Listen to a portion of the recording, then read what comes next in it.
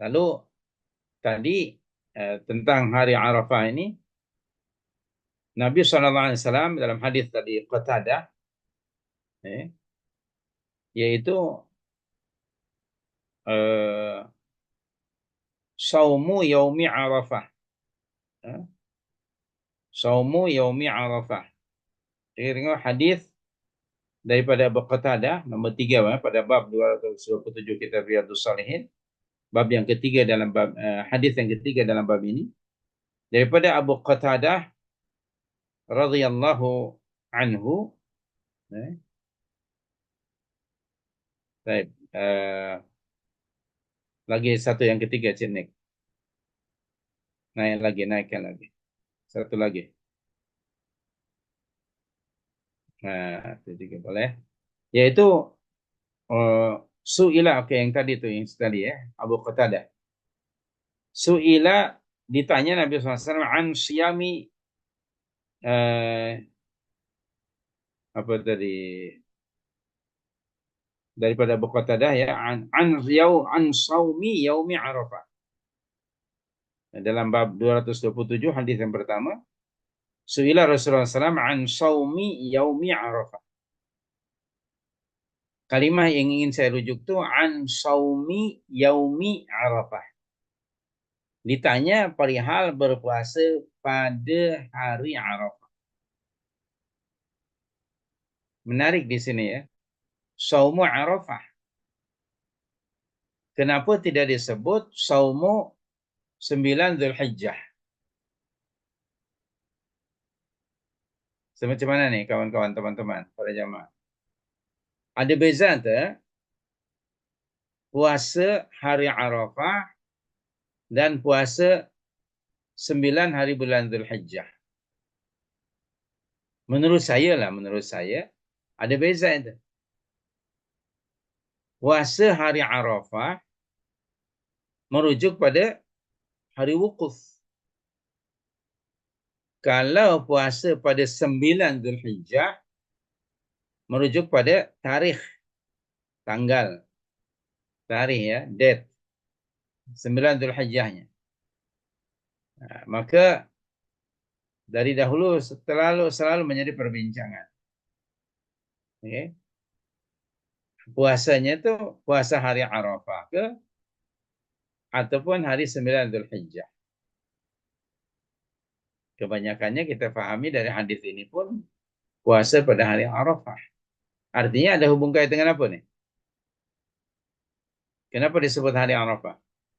Ada hubung kait dengan wukuf yang jatuhnya pada 9 hari bulan Zulhijjah. Kerana pada 8 hari bulan Zulhijjah disebut hari Tarwiyah. Pada masa itu, yang merujuk kepada Nabi SAW, Baginda SAW pada hari Tarwiyah itu berada di Mina. 8 hari bulan berihram dengan ihramul hajj dari Makkah menuju ke Mina. Dan Nabi SAW di Mina menunaikan 5 salat fardu, 5 salat fardu pada tiap-tiap waktu salat tersebut dengan mengqasar. Jadi tidak menjamak ya, dengan mengqasar. Jadi 8 hari bulan pagi dari Makkah berjalan Rasulullah tiba di Mina. Setibanya di Mina, begitu masuk waktu salat zuhur, Nabi SAW salat zuhur qasar 2 rakaat pada waktunya.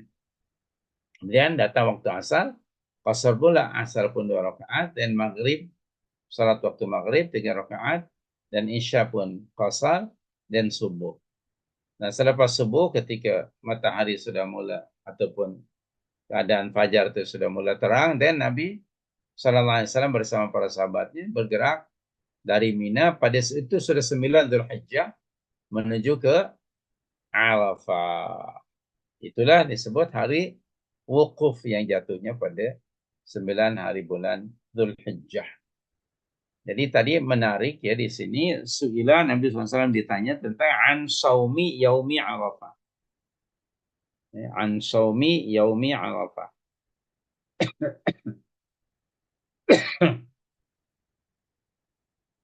Oke. So itu tentang puasanya. Dan hari ini setakat yang saya tahu, tolong betulkan jika saya salah. Dalam konteks perbezaan masa ya. Kalau matla' matahari mungkin berezalah kerana geographically Saudi dan Malaysia itu berbeza. Maka itu para pakar falak menetapkan 1 Zulhijjah di Malaysia itu pada hari Sabtu. Nah, soal perbezaan masa ni antara Saudi dengan kita berapa bezanya? Berapa jam? Kita lebih awal kan? Kita lebih awal berapa? 5 jam kalau tak salah daripada Saudi. So, kita sekarang pukul berapa ni? Pukul 11. Kita sekarang pukul 11, di Saudi pukul 6 kan? 6 pagi. Kita 11 pagi, mereka 6 pagi. Harinya sama tak? Harinya sama tak? Hari Isnin juga kan? Kita 11 pagi Isnin, mereka 6 pagi hari Isnin. Perbezaannya 6 jam. Taib, nanti pada hari ke-9 Dzulhijjah, di Saudi memandangkan pihak otoriti di sana menetapkan 1 Dzulhijjah itu hari Jumaat beberapa hari yang lalu ya, hari Jumaat. Maka hari wukuf itu jatuh pada hari Sabtu. Kan? Jatuh pada hari Sabtu menurut kalender dan takwim di sana. Jadi 9 Dzulhijjah. 9 Dzulhijjah. Nah, kalau mereka 9 Dzulhijjah, kita berapa? Kita baru 8 kan? Dari sudut takwim lah penanggalan. Mereka, Cik Nik tahu tak pukul berapa salat zuhur di Makkah dan sekitarnya? Boleh tanya Wak Google tak, Ustaz Google. Waktu salat zuhur di sana. Kenapa saya begini tanya? Sebab wukuf itu berhubung kait dengan waktu salat, diawali dengan salat zuhur dan asar secara berjamaah.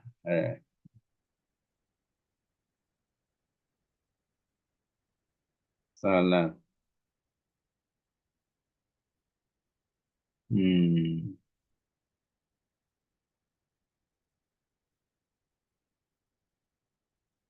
Cik Nik, pukul berapa Cik Nik? Salat zuhur di sana? 12.20. 12.20. Ya. Okey, 12.20 waktu zuhur di sana. Kita di Malaysia pukul berapa? Campur 5. Jadi 17, pukul 5 lebih. 5 petang ya? Ya, 5:30 petang. 5:30 petang. Harinya sama tak? Hari sama. Hari sama. Masih hari sama. Harinya sama. Artinya kita masih ada masa dari pukul 5 waktu kita lah hingga ke Maghrib tu at least 2 hours ya. Betul tak? Ya. Jarak masa itu. Jadi pada hari yang sama. Di sana waktu zuhur kita sudah pukul 5. Pada hari yang sama. Nah, mereka sedang berwukuf dan berdoa kepada Allah Azza wa Jalla. Dan perlu juga dicatat bahawa masa yang spesial tu apabila berdoa itu makbul, itu hanya bagi mereka yang sedang berwukuf. Nah, bagi kita ataupun bagi sesiapa yang tidak menunaikan ibadah haji, justru dibagi oleh Allah rahmat Allah tadi berupa apa? Puasa pada hari yang ke-9. Jadi kalau tadi kita di sana pukul 12, hari yang sama kita pukul 5, kita berada pada 9 Zulhijjah. Mereka 9 Zulhijjah, kita pun 9 Zulhijjah, hanya bezanya tadi 5 jam, tapi masih pada hari yang sama. Bagi mereka Allah berikan kelebihan doa-doa mereka makbul. Tapi tentu doa-doanya yang bukan doa yang ditekah dalam syariat ya. Okey. So tidak boleh berdoa benda-benda yang tidak baik kecuali lah kepada musuh-musuh Islam. Jadi bagi mereka itu kelebihan Allah berikan pada hari yang Arafah itu, mereka sedang berwukuf berada di tanah suci pada hari yang Masya Allah kata Nabi SAW dalam khutbah wada'nya itu, kamu tahu tak tempat ini tempat apa namanya? Bulan ini bulan apa? Hari ini hari apa? Para sahabat mereka mengatakan Allah dan Rasulnya lebih mengetahui. Sebenarnya mereka tahu, kata Ibnu Abbas, kami sebenarnya tahu tempat ini, bulan ini dan hari bulan. Hanya kami kami bimbang kalau Nabi SAW ada jawaban yang lain. Maka kemudian Rasulullah SAW, bukankah tempat ini sekarang tempat kamu yang berada ini adalah tempat yang suci, sacred, ini adalah di Arafah. Kemudian bukankah bulan ini bulan yang suci, bulan Dzulhijjah? Bukankah hari ini hari yang sangat istimewa, yaitu pada 9 Dzulhijjah? Jadi itu Nabi dalam khutbahnya, nanti boleh dicari Cik Nik ya. Apakah pertanyaan atau soalan Nabi kepada para sahabat, lalu para sahabat tidak menjawabnya dan Nabi menjelaskan. Jadi bagi mereka itu keistimewaan yang diberikan oleh Allah ialah berada di tempat yang suci pada hari dan masa yang sangat istimewa sekali bagi mereka, yaitu ritualnya, kalau boleh digunakan istilah itu, ibadahnya ialah berdoa kepada Allah. Sebagaimana dicontohkan Rasulullah SAW, berdoa menghadap kiblat, angkat kedua tangannya sehingga nampak putih ketiak Nabi SAW. Berdoa terus menghadap kiblat. Baik. Itu bagi mereka memohon keampunan kepada Allah atas dosa dan kesalahan mereka, dan juga orang-orang mukminin dan mukminat. Tapi bagi mereka yang tidak berwukuf, dianjurkan untuk berpuasa. Okay. Dan termasuk puasa tadi al-amalus salih. Bagi mereka amal solehnya tentu orang yang berwukuf di sana, amal solehnya pasti lebih dibandingkan dengan kita. Kita hanya menunaikan salat, mereka menunaikan salat di tempat yang istimewa pada hari yang istimewa. Kita dah rutin dah pada 9 Dzulhijjah itu. Jadi mereka punya kelebihan-kelebihan yang tidak tidak diberi oleh Allah kepada mereka yang tidak sedang berwukuf. Namun rahmat Allah yang maha luas tadi, melalui hadis yang sedang kita kaji ini, termasuk amalan yang disukai oleh Allah pada hari ini, umpamanya ialah salat atau benar berpuasa. Jadi kita berpuasa pada 9 hari bulan, di pukul 5 kita masih berpuasa, pukul 5 petang. Kita belum berbuka puasa kan. Mereka pukul 12 lebih tadi, kita pukul 5 lebih pada hari yang sama. Bagi mereka berdoa, bagi orang yang tidak menunaikan ibadah haji, itu berpuasa sunnah. Nah, kelebihannya disebut oleh Nabi SAW dalam hadis bab 227 bahwa kelebihan berpuasa sunat pada hari Arafah itu akan menghapuskan dosa setahun yang lalu dan berikutnya.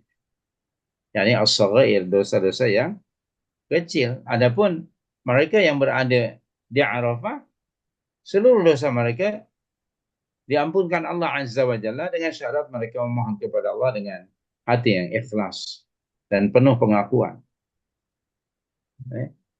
Salah satu di antara syarat taubat, dan seseorang itu akan bertaubat apabila dia mengakui kesalahan. Ya, sebagaimana Adam dan Hawa alaihi wassalam bertaubat kepada Allah dengan mengakui dirinya bahwa dirinya telah melakukan atau menzalimi diri sendiri. Kita hafal ayatnya pada surah 7:23. Rabbana zalamna anfusana. Itu kalimah Rabbana zalamna anfusana adalah pengakuan. Pengakuan daripada Adam dan Hawa bahwa mereka sudah melakukan disobedient. Ya, jadi orang-orang yang ada di Arafah itu kadang-kadang mungkin ada di antara Anda sekalian para jamaah melihat ada orang menangis tak isa-isa, bahkan macam ketakutan. Itu dalam bahasa orang putihnya apa? Confession lah, dia confess di depan Allah Azza wa Jalla. Pengakuan terhadap kesalahan yang sudah dilakukan. Keluar daripada hati yang ikhlas, yang murni. Jadi bukan dibuat-buat, bukan sandiwara, memang real. So that is why orang ramai yang menangis. Kerana mengakui kesalahan. Jadi doa mereka makbul pada ketika itu. Nah, bagi orang yang tidak menunaikan ibadah haji, tidak ada di Arafah, disunnahkan oleh Nabi SAW berpuasa pada 9 hari bulan, dengan tentu saja harapan semoga kita juga mendapat kelebihan, di mana antaranya ialah puasa sunat pada hari Arafah. Yang tadi kata Nabi dia akan menghapuskan dosa yang kalau mereka itu berdoa, ya kita dengan puasa itu automatically Allah akan menghapuskan dosa-dosa orang yang tidak pergi ibadah haji lalu dia berpuasa, diampunkan dosa-dosanya yang kecil. Sedangkan mereka yang ada di wukuf di Arafah, dosa-dosa besar mereka pun diampunkan oleh Allah Azza wa Jalla. Ada soalan ni Ustaz. Ya, begitulah lebih kurang. Sekarang kita buka soalan-soalan. Ada soalan ni bermakna kalau yang puasa dari 1 hari bulan, kemudian 8, 9 tu kan. Ya, Yang puasa hari Sabtu tu mungkin dia puasa mengikut Ustaz lah tu lah kan. maksudnya macam mana? Yalah, kalau yang memilih 1 hari aja tu jadi mungkin mungkin khilaf lah di situ kan. Tapi kalau dia puasa dari 1 hari bulan hingga 9 hari bulan tu kan, Ya, baguslah. Jadi Sabtu dia tu, puasa pada hari Sabtu tu kemungkinan termasuklah dalam yang Ustaz bincang ni kan. hmm. Tapi dia tanya sini lepas tu hari Ahad tu puasa jugalah ya. Okey, makanya hari Ahad tak boleh ya, akhi. Sebab hari Ahad itu hari raya. Hari raya di Jadi sana. ada keumuman larangan baginda SAW tidak boleh berpuasa pada hari Jumaat ataupun hari Sabtu sahaja, melainkan disambung. Soalnya itu, tadi antara puasa sunat, ya kalau tidak mampu 9 hari, ada hari Isnin dan Kamis kan? Ya. Nah, kalau mampu, jika mampu, sambunglah dengan hari Jumaat hingga Sabtu. Jika mampu. Okey? Baik, itu satu. Itu jawapan yang pertama. Lebih baiknya, yang terbaik tentu dari 1 hinggalah 9, termasuk Sabtu tadi kan. Ya. Ranking yang kedua kepada yang terbaik ialah Isnin, Kamis, kemudian disambung dengan Jumat dan Sabtu. Alright? Nah, kemudian bagaimana dengan Sabtu sahaja? Ada larangan dari Nabi SAW, jangan hanya berpuasa pada Jumat saja, kecuali disambung sehari sebelumnya atau selepasnya. Okay. Bagaimana dengan hari Sabtu? Hari Sabtu itu dalam satu hadis, ia hari yang dimuliakan oleh orang-orang Yahudi. Nah, sementara ada juga hadis yang Rasulullah SAW mengajar umatnya untuk tidak bertasyabuh, tidak mengikuti menyerupai orang Yahudi, sentiasa mengelakkan. Nah, kalau umpamanya Anda puasa hari Sabtu saja dan mestinya disambung dengan hari apa? Hari Ahad sudah dilarang kita berpuasa kerana sudah Idul Adha. Betul? Tapi Nah, Idul bagaimana Adha kita caranya? Isnin Ustaz. Hah? Idul Adha kita Isnin. Oh, kita ya, oke oke. Kalau di sana di Saudi, sorry. Kalau kita Ya, hari Isninnya Idul Adha-nya. Jadi ya. apakah boleh disambung dengan hari Ahad? Kalau pada hadis tadi yaitu tidak boleh hanya hari Jumat saja kecuali diikuti dengan sehari sebelumnya dan selepasnya. Jadi kalau hari Sabtu saja maknanya mengikut pada hadis tadi sambung dengan hari yang selepasnya itu hari Ahad.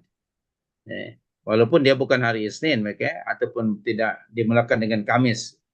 Dia hari Ahad tadi untuk mengelak tasyabbuh. Tidak hanya Sabtu saja tapi disambung dengan hari Ahad. Ada lagi pandangan yang berikutnya, Cinik dan teman-teman, yang saya ingat yaitu dibolehkan puasa hari Sabtu saja kerana apa? Dia masyru', disyariatkan, merujuk pada hari Arafah yang jatuh pada 9 Zulhijjah. Jadi ada hujahnya di situ. Kalau Sabtu saja dibolehkan kerana ada hujahnya yaitu itu hari Arafah. Baik, pada hari 9 Zulhijjah. Jadi itu saya ringkasnya begini. Yang pertama, yang paling afdal ialah 1 hingga 9 9. berterusan. Ya, Kedua, tidak mampu Isnin dan Khamis. Kamis. Kemudian Kemudian yang Sabtu Ahad. berikutnya, samping Isnin dan Kamis disambung pula Sabtu kerana Ahad. nak mengejar yang ke-9 supaya tidak tasyabuh di Kamis sudah berpuasa sunat disambung dengan Jumat disambung dengan hari Sabtu. Sabtu. Atau berikutnya hari Sabtu dan Ahad. Ahad. Dan yang terakhir Sabtu sahaja. Jadi fleksibel mana yang paling kita mampu. Ada yang terbaik, ada yang baik, ada kurang baik, begitulah. Jadi ada sekuennya. Tapi Wallah, oleh kerana ada khilaf tu 9 Zulhijjah tu kan, eloklah Sabtu Ahad tu kan. ya ya. Ya, Cuman ya kalau ikut di Saudi ya hari Ahad itu sudah hari raya. hari raya. Kalau ikut di Saudi ya hari raya. Kalau kita di sini belum hari raya. Ya, Cuman tadi Anda sudah sentuh merujuk pada hadis Qatadah tadi, saumu yaumi Arafah itu yang menarik. ya, ya. Puasa hari Arafah. Jadi bukan soal penanggalannya, bukan tarikhnya berapa hari bulan. Tentu tarikhnya sudah tetap 9. Tapi yang menarik itu saumu yaumi Arafah. Specifically Nabi SAW menyebutnya sebagai puasa pada hari Arafah. Itu spesifik, berarti ada hubung kait dengan apa? Dengan wukuf kan? Ya, Sementara tempat berwukuf di mana? Ada 2 tak? Tempat wukufnya ada 2, ada 3 tak? Di atas muka bumi ini. tak ada. Tak ada, hanya 1. That is why disebutnya saumu yaumi Arafah. Nah, itu yang menarik. Oke. Oke, next. Apa lagi soalan berikutnya? Sekejap. Boleh boleh langsung atau mungkin tulis nanti Cik Nik baca. Ha? Sabtu Ahad. Buat je lah.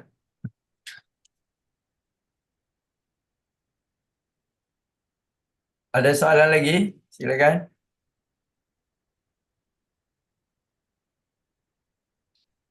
Ya, dan so ada yang tanya Ahad kita bukan raya lagi, makna dia boleh puasa lah. Ya, ya. Boleh. Untuk Salah lah. Malaysia, di kita di sini ikut apa yang ditetapkan oleh pihak authority hari Ahad 9 hari bulan ya. Ya. Ikut penanggalan takwim di Malaysia hari Ahad ialah 9 hari bulan Zulhijjah. Dari konteks takwimnya ya, betul dalam konteks takwim. Tetapi kalau merujuk tadi saumu yaumi Arafah, Ya. bukan saumu at-tasi' Dzulhijjah. Cuma ada di kalangan kita yang akan berpandangan bahawa hari Arafah kita tu hari Ahad ni lah puasanya kan. Ya, Jadi seloknya kita puasa Sabtu dan Ahad. Hmm. Hmm. Jadi ada pilihan tadi ya, sudah saya jelaskan. Ya, ya. Pilihan Betul. pertama, pilihan kedua, pilihan ketiga, pilihan keempat, Ya. dan seterusnya. Dan Of course lah, fattaqullaha mastata'tum. yang terbaiknya dari 1 hingga 9 lah. Itu dia. Itu ya kalau mampu ya insya Allah jika mampu. Ataupun Isnin Kamis. Mana-mana jenis puasa yang disunnahkan. Maka termasuk ahabbul a'mal. Iya. Dan mudah-mudahan tidak hanya bagi orang yang rutin ini tidaklah apa namanya eh, pelik maksud saya mungkin bahasa itu. Sebab dia rutin sholat berjamaah, dia bersedekah, bersilaturahim, membantu orang. Memang itu kehidupan seorang muslim.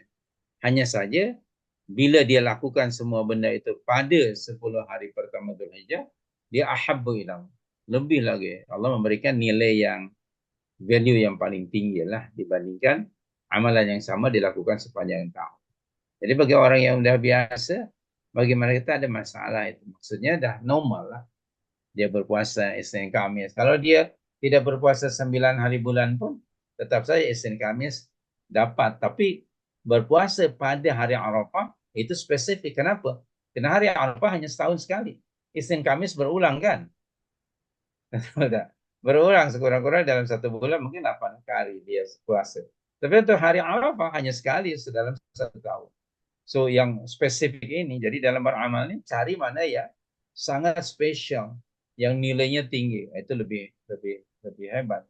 Bagi orang yang sudah rutin, dia biasa rutin berpuasa Senin Kamis, datang hari Sabtu tak ada, dia akan mudah berpuasa. Kenapa dia berpuasa hari Sabtu? Karena ada kelebihannya sebagai saumu yaumi Arafah. Wallah.